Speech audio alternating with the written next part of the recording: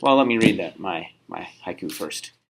We are humble tubes, parsing nutrients and waste from mouth to anus. Another one of those kind of practical um, haikus. Hard to call it poetic when the word anus is in there, but um, right. It gets to this idea that the GI tract is often considered to be, kind of a simple um, system. You're just absorbing nutrients, but it's actually uh, at the core of our being, our ability, our daily need to take in nutrients and eliminate wastes. It's one of our primary functions as an organism. And it can be quite sophisticated in parts. We're going to have just a little peek at some of that um, as we move on here. The reason I'm keeping it to the end is because in a lot of ways it integrates a lot of the different systems that we have covered so far. All right, so a little bit of history. We're not going to go too far back. Obviously, there's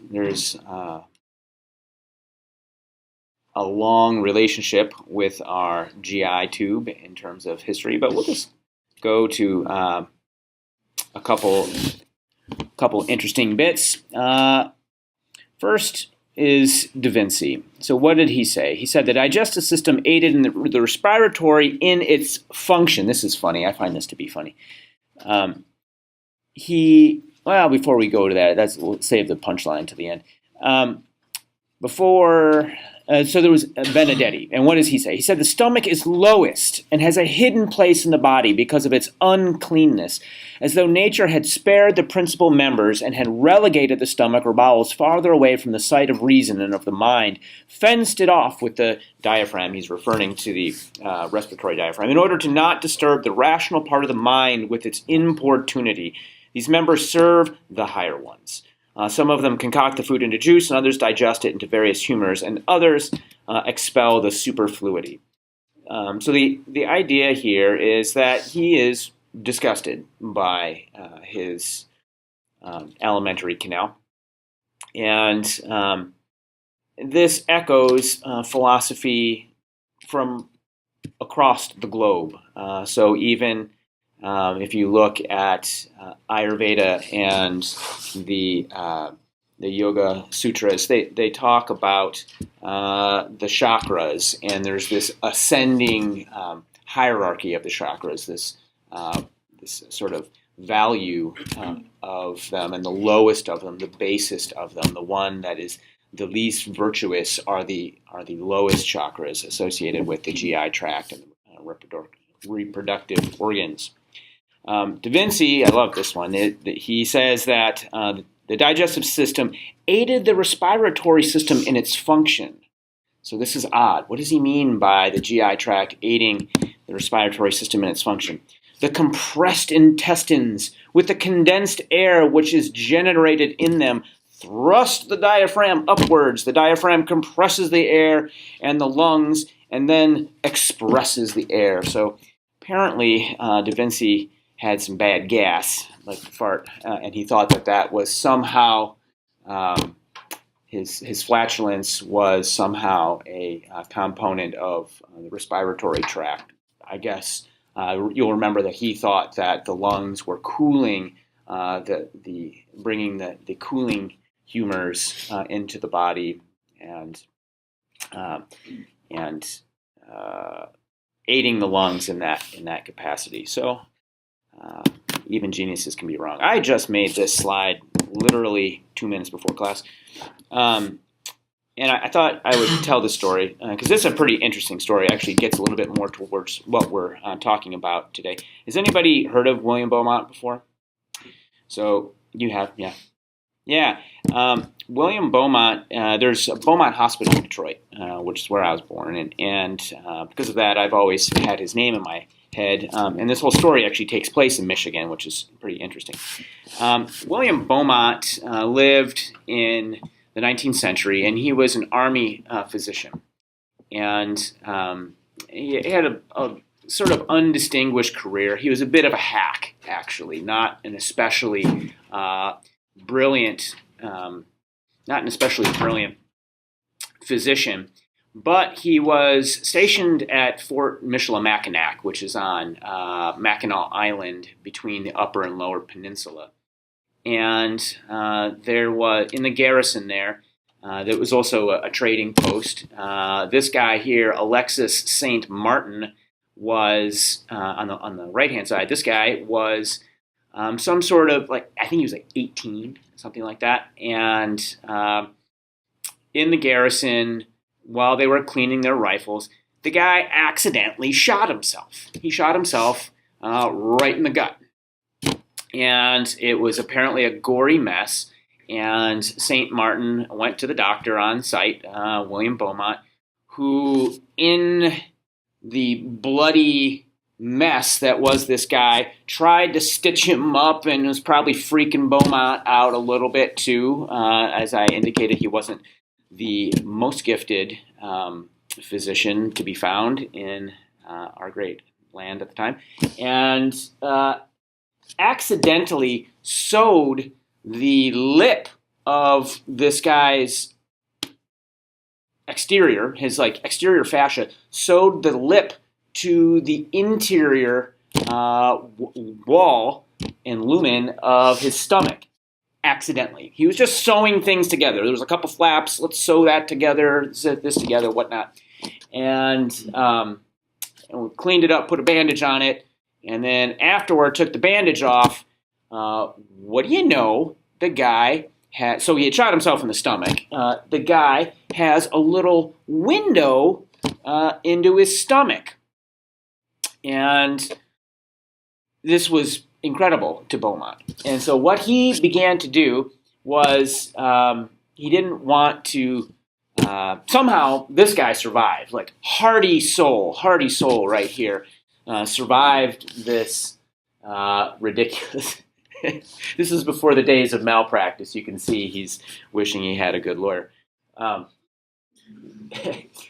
Beaumont was taking, he would take pieces of food and tie little threads to them and then stick them in the hole into this guy's stomach and then close the flap and, wait 15 minutes or whatever and then open it up and pull the chunk of whatever out and see what had happened to it, trying to understand what digestion was all about.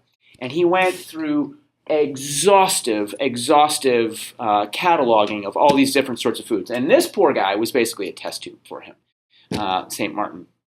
And so they, for a while, St. Martin put up with it, but Beaumont was beginning to get actual notoriety, which was incredible to him because he had been relegated to a real backwater. Michilimackinac was the middle of nowhere. And so he had the medical community on the East Coast and wherever taking note of all this, and he, pretty interesting descriptions of he described how the surface of the stomach would become, when you put food in there, it would raise goosebumps, pimples that would then release this juice. And he was talking about the gastric pits and the release of gastric juice, the production of gastric juice. Eventually, St. Martin was like, I'm done, because it couldn't have been fun for him. And he split. William Beaumont finally, so St. Martin went out west somewhere and tried to lead a frontier life pretty unsuccessfully. Beaumont had lost his main exhibit A, in his on his global book tour or whatever, and he did eventually convince St. Martin to come back, and he by paying him some huge amount of money that put Beaumont in the poorhouse himself. But they were able to, they went to London and traveled all around. Eventually, St. Martin again soured, no pun intended, on the whole experience, and his family put some kind of, I don't think restraining order is quite the right term, but did eventually, after St. Martin's death, put some sort of injunction against Beaumont because Beaumont wanted to take his body and somehow preserve it or whatever. Interesting story, though, and this is how digestion was first elucidated by this unhappy accident. All right, so this is the outline of what we're going to go over. I'm going to go over some of the anatomy of the oral cavity today very quickly, just briefly hit all the anatomy. The anatomy of the stomach is important, and then I'll try to get through the phases of gastric secretion, and hopefully by the end of the day I'll get to the story of Helicobacter pylori, which is a pretty interesting story as well. And then the rest of the week will be small intestines and pancreas, probably on Wednesday, and then I'll go to metabolism, nitrogen balance, and that kind of thing on Friday. We don't have class on Friday. Wow, cool. Why? Oh, God, I always forget about that. Yeah, every year. Cool. Well, we probably, I don't know, I'm going to cut some stuff out then. I'm not sure what. But we'll get to it. Some of it, not all of it. Yeah, the GI tract, the anatomy. Well, as Benedetti indicated, we are, in fact, simply this long tube moving from the mouth downward. Food comes in through the oral cavity, goes down to the esophagus, into the stomach. This is where a fair bit of the digestion happens, and then passing into the small intestines, where that process is completed, and nutrient absorption happens. Finally, in the large intestine, we get compaction and dehydration of the bolus of food.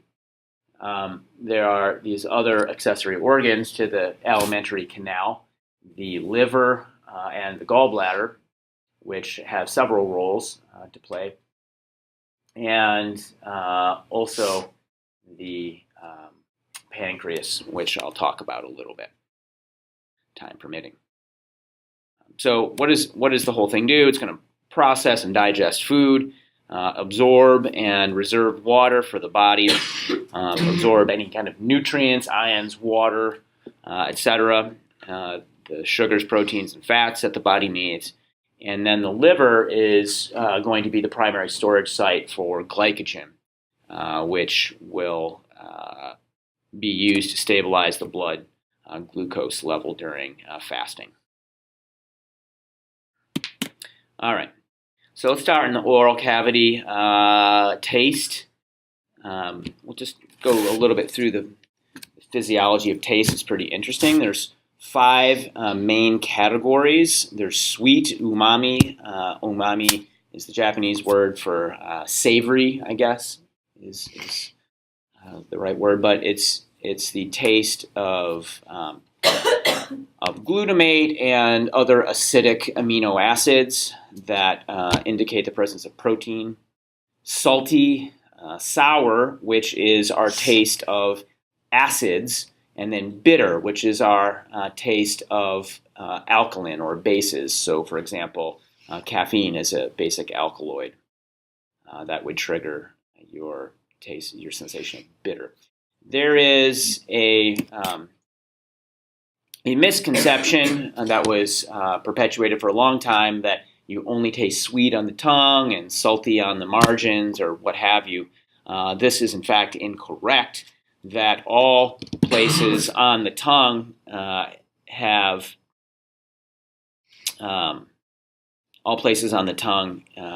similar ability to taste all of the modalities. So if you look at a single taste bud, or a papilla, which has these taste buds embedded in them, you'll see a taste bud on the right. It is a collection of afferent receptors that will get triggered by the various chemicals that come in. So, for example, bitter will trigger these dark blue sensory neurons that are in a taste bud. And there's this idea of labeled line code, so that if that neuron gets triggered the brain, the way it's been mapped onto the brain in what's called the gustatory cortex. You see where I've indicated that is at the inferior margin of the precentral gyrus in the parietal lobe. If a particular modality is going to get triggered by whatever chemical, then the labeled line helps our brain to interpret that as sweet or bitter or sour, what have you. This is the notion of labeled line code. So that every taste bud can more or less trigger all of the sensory modalities, all the taste modalities. So now this is not to say that every taste bud has equal density of all of these within them, and that is certainly not the case. But they are all equally distributed in general across the different sensory regions of the tongue. Here's an interesting bit. Your sense of taste has two separate circuits. There is the pre-sulcal and the post-sulcal circuit. So the tongue, if you've ever, who's ever looked at their tongue, like really stuck it out and looked at it in the mirror, there is a sulcus on the tongue, a little groove that runs along the posterior margin of your tongue. And the tongue in front of the sulcus and behind the sulcus are very distinct. They represent two separate afferent-efferent loops that go through the brain. And they look different. If you look at the tongue behind the sulcus, the papilla that the taste buds are in are these very large ones that you see there. In the front of the tongue, they're going to be, the presulcal tongue has what are called filiform papilla, much thinner, finer in structure. That presulcal tongue is served by the facial nerve. So the facial nerve brings the afferent signals up to the brain and then sends efferent signals that cause salivation down to the sublingual and submandibular glands, which bring saliva into the front of the mouth. And then the postsulcal tongue, that afferent signal is carried by the glossopharyngeal nerve, cranial nerve number 9. Both of these are cranial nerves. Facial nerve is number 7. So the efferent component of the postsulcal loop is going to the parotid gland. Now, the parotid gland is another salivary gland. It's the gland that, I don't know, if you were to bite on a lemon or something, and sometimes you get that like really kind of weird, painful twinge back here by your ears. That's your parotid gland just shivering, I guess. But that's where it is. It lives right back there. And it brings saliva into the posterior part of the mouth. And what's interesting about this is not only are there two separate loops for taste that actually don't know a lot about the evolutionary origin of that, but the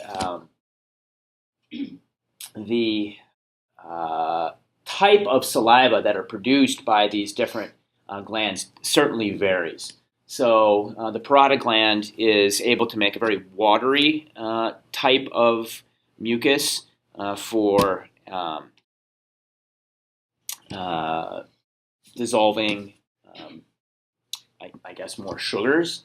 And then the submandibular gland, the sublingual gland is a very mucousy saliva that is able to coat large chunks of perhaps fiber and get them to be a little bit more emulsified.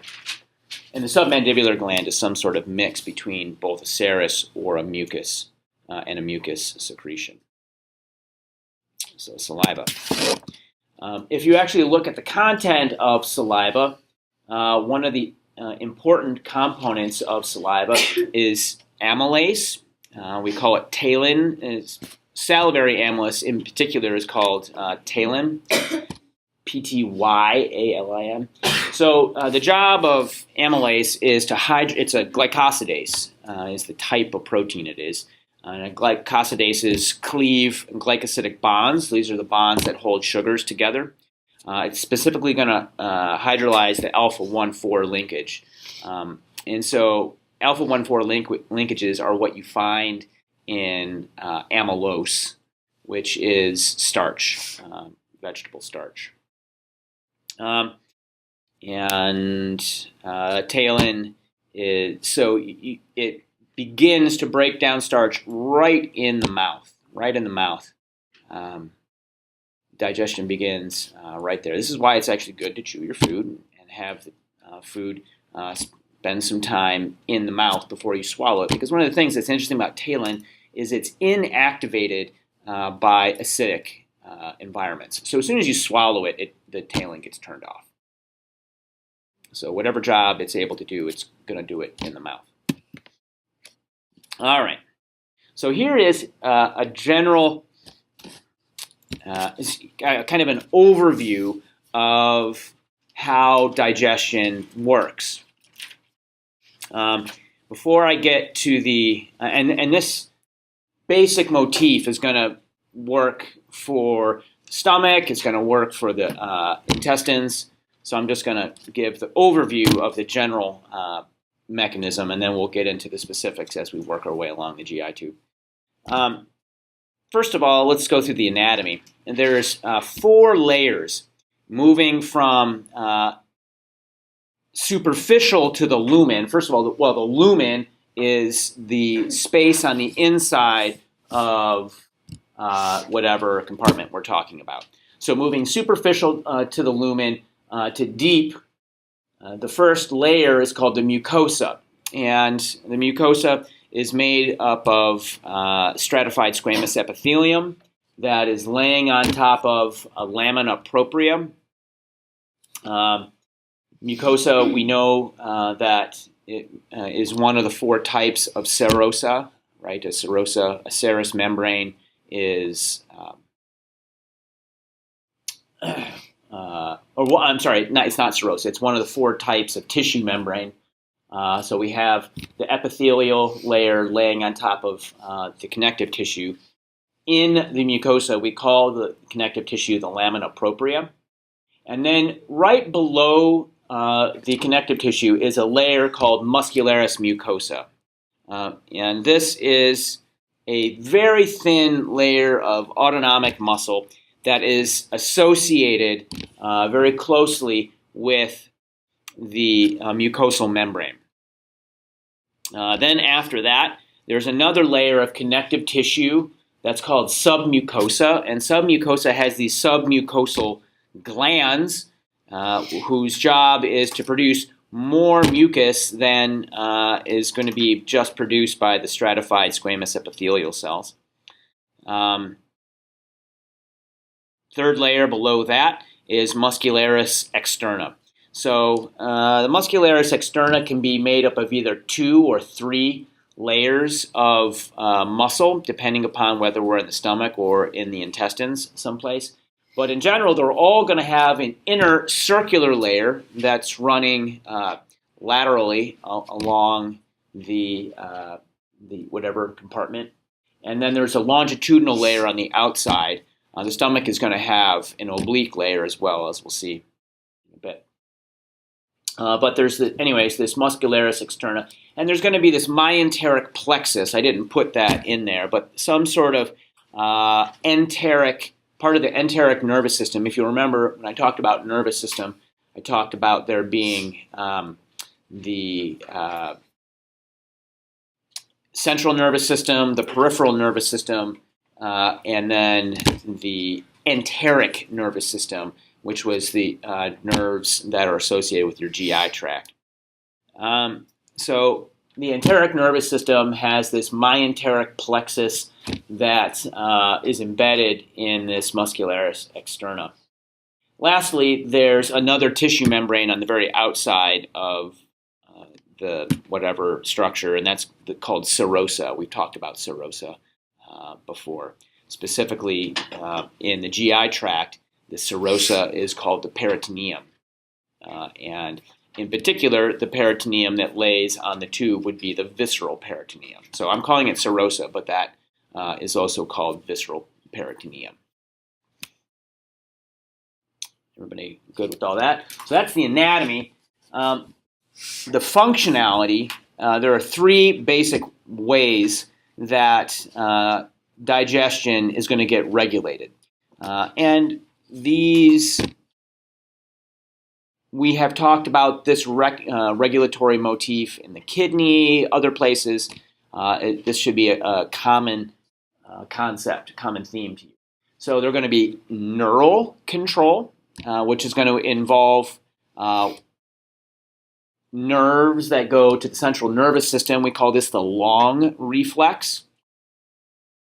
And there's also a short reflex, which goes to the myenteric plexus, that enteric nervous system that's embedded in the muscularis externum. Right? So these neural mechanisms are triggered by stretch receptors, chemoreceptors, etc., that are on the luminal surface of the compartment. Then there is a chemical component, the endocrine system. We call it. This is some sort of hormonal control, and this is triggered by all kinds of factors. It can be triggered by the myenteric plexus. It can be triggered by various local factors. Anyways, these enteroendocrine cells, these endocrine cells that are part of the alimentary canal, are going to release some hormones into the circulation, and that hormonal systemic release is going to affect various secretory cells that are going to change the quality of the contents of the compartment that we're talking about. And then lastly, there's going to be local factors, very, very highly localized aspects of regulation. So pH, physical stimulation, so like, wow, I just swallowed a fly. I don't know why I swallowed a fly. Chemical stimulation, that sort of thing. It's all going to be right there locally to regulate the digestion. So we'll see how this plays out as we move forward. Yeah? Can you repeat what the short reflex was? Yeah, the short reflex. So there are triggers on the luminal surface of the tube, right, whatever compartment, and they can be stretch receptors, they can be chemoreceptors, whatever. And the short reflex is going to be just communicating with the myenteric plexus, right? So it's passing from the mucosa, those sensory neurons are passing from the mucosa, and rather than going along long nerves up to the central nervous system, they're going along a short path just to the myenteric plexus. And the myenteric plexus regulates that muscularis externa, which is the strong muscle that makes your stomach, for example, go like this and mash all the food up, or in the intestines makes it contract and move the digesting material along your gut tube.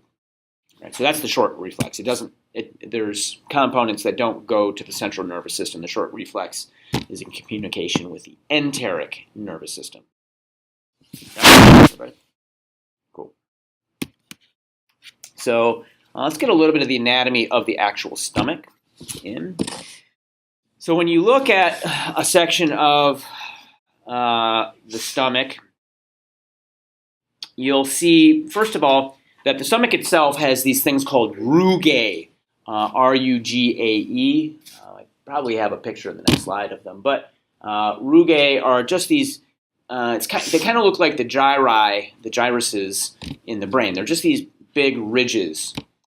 In general, the game of the GI tract is to increase surface area to volume ratios. And I think I've already talked about that physical trade-off between surface area and volume when I was talking about the lungs. And that's happening here. So we're trying to maximize surface area for a minimal volume because exchange is happening across that surface area. And also with the stomach, you want to be able to change capacity. The stomach needs to be able to expand to fit the contents of a large meal and then shrink when that capacity is not needed. Anyways, however, when we look at the stomach wall on closer examination, we see that there are these gastric pits. I love the name gastric pit. It makes me think of some sort of, it's like a great name for a crappy diner. The gastric pit, fall into the gastric pit.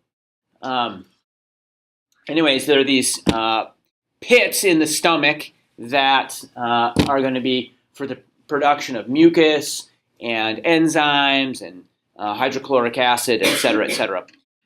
There is a variety of cells. There's a number of cells that are important. At that first part of the depression, the gastric pit, we have these mucus cells, predominantly mucus cells, and their job is to make mucus, to get whatever the contents of in the stomach, to get them coated in mucus, this mucinous material, so that it is able to pass along the GI tract properly and to get it into solution so that we can begin to absorb any of the water-soluble components.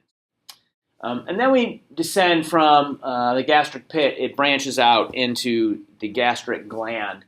The gastric gland has 3 cell types, parietal cells, G cells, and chief cells. The first part is the parietal and chief cells, and then these G cells are at the bottom. We'll get to why they're called G cells in a bit, but it stands for gastrin, the kind of hormone they produce. All right, so that's the anatomy. Let's talk about what parietal cells and chief cells and G cells actually do. So let's look at a gastric pit. Here's a high resolution EM of the opening of one of these gastric pits, and this is the opening that Beaumont was observing when he put food in the stomach and little pimples would form, little bumps would form. That was the opening to these gastric pits as they would be contracting and trying to eject the contents of the gastric pit and gland. So gastric juice, which emerges from these gastric pits, is really low in pH. In fact, your gastric juice, your stomach juice, is very acidic. The pH can be as low as 0.8 pH units, which is actually quite acidic. This is why, for example, people who have bulimia or other GERD, gastroesophageal reflux disorder, those people can have some real problems. People with bulimia can have problems with their esophagus and deterioration of the lining there. And poor dentition, it dissolves your teeth if you find yourself vomiting. Not a good thing. But how do we make all of this hydrochloric acid? Well, that's the job of the parietal cells. And the real function here is taking dissolved carbon dioxide and with the assistance of a protein called carbonic anhydrase, we form bicarbonate. Carbonic acid. Carbonic acid then dissociates into bicarbonate. So we have CO2 and water enzymatically forming carbonic acid, which dissociates into bicarbonate and hydrogen ion, so into the conjugate acid and base. And so then what happens is we have an antiporter that is part of these parietal cells that releases the carbonate into the bloodstream in exchange for chloride. So we pull out a little bit of chloride and we pump out a bunch of carbonate. We call this the alkaline tide because bicarbonate it alkalizes the blood. It acts as a buffer to acidity in the blood. And to maintain charge parity, chloride is imported and then packaged with the hydrogen ion that was produced by the dissociation of carbonate and the proton. And that proton and the chloride ion are exported with a symporter into the lumen of the stomach, the gastric gland, creating HCl. And so what's interesting about this, we have traded a weak acid, which is carbonic acid, for a strong acid, which is HCl, fully dissociated acid in HCl. And we've alkalized the blood. Has anybody here ever run or done some kind of physical activity where you're breathing super hard to the point where you began to feel nauseous and you vomited? Has that ever happened to anybody? Well, I was a cross-country runner, and it happened to me when I was in high school. You're training, you get past that. But what's actually happening there is you're going into acidosis, and when you're exercising with all that carbonic acid that's being produced, and your body's trying to remove acid from the body. So one way that we can do that is by using this very mechanism right here. If you vomit, you remove HCl from the stomach, and that's essentially just pulling acid out of the body. It's one way of pulling acid out of the body. If the lungs are not able to blow carbon dioxide off fast enough, another way to get acid out of the body and convert carbonic acid into carbonate is via that mechanism there. So it's called the alkaline tide, anyways. Okay. Are there any questions on the production of HCl? So that's parietal cells. Chief cells, the second of the three cells I was going to talk about in the gastric gland, they're responsible for producing something called pepsinogen. And I've talked about words that end in the suffix ogen before, haven't I? I called them zymogens or proenzymes, enzymes that are not active yet. Have I talked about that in here? Yeah, I think I have used that term. So anyways, pepsinogen is an inactive protein, and chief cells produce pepsinogen.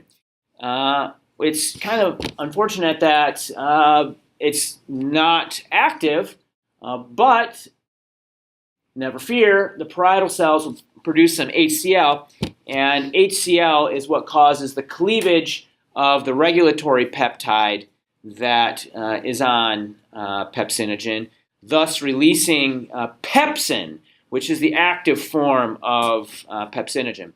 So pepsin itself is a peptidase. It is going to break various dietary proteins down into smaller peptides.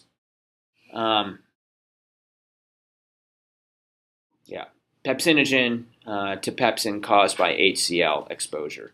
Pepsin is the next domino in this cascade of digestion that we're going to see.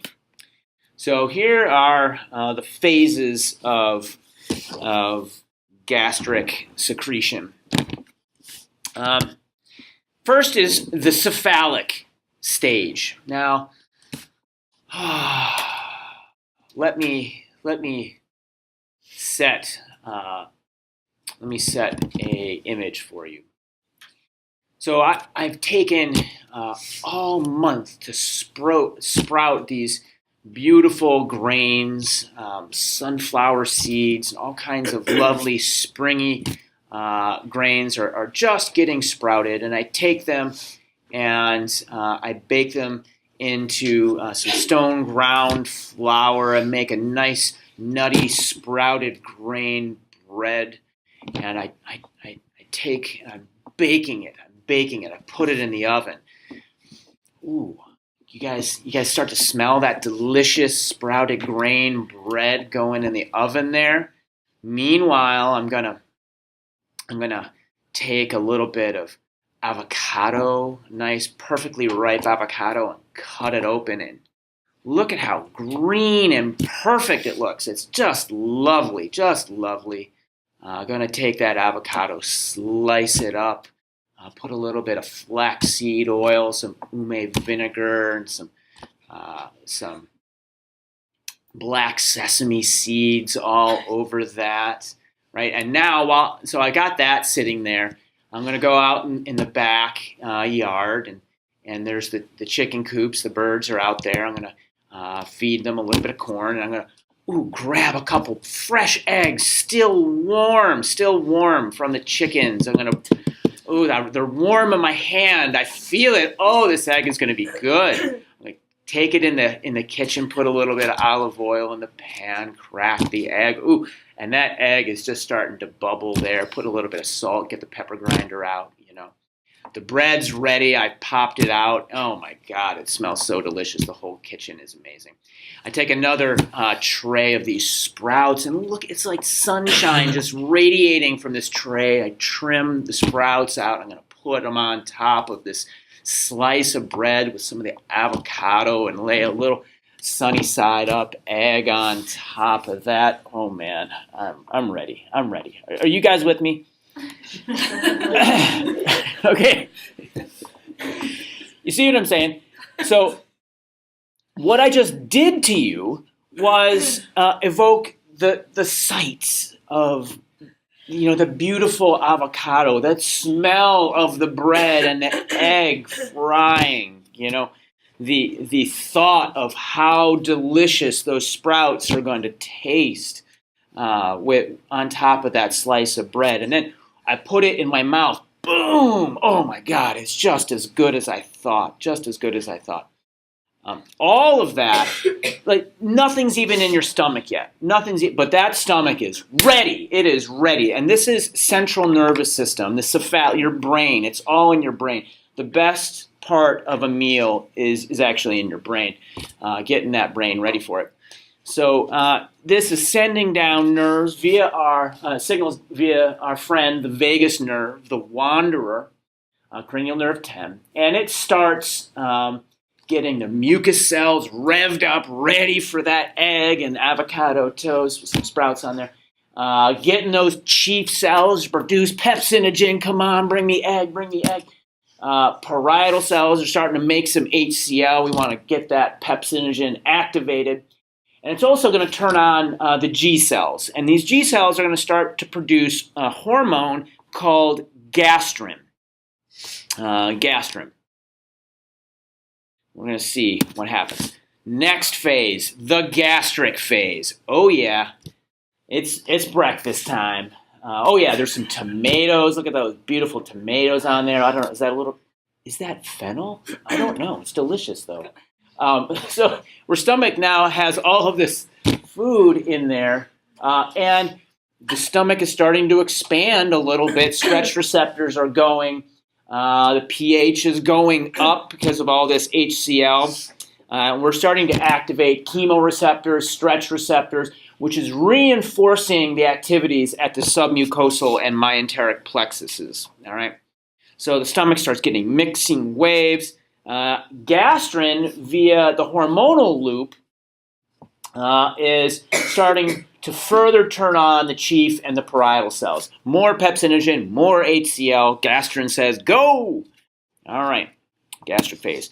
The third phase is the intestinal phase. And at this point, What a breakfast. That was amazing.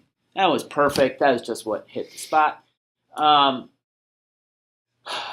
So the stomach is kind of done, and food is starting to move on into the duodenum, which is the first part of the small intestine. It's going through the pyloric valve, which is the valve that controls the entry into the intestine by the stomach. And we have lipids. We have from the egg and the oil and the avocado. We have carbohydrates from all those starchy sprouts and grains that we ate that were getting broken down by the amylase in our mouth because we were chewing the food. It tasted so good. Just want to chew it. And the reduction in pH in the intestine as is going to release these three hormones: cholecystokinin, gastric inhibitory peptide, and secretin.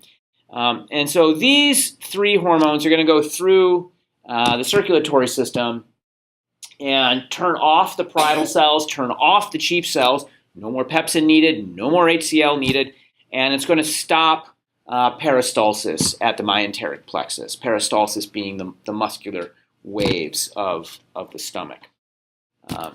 All right, so that's the third phase. That's how we turn it all off. Next time we'll start with Dr. Barry Marshall and the story of Helicobacter pylori.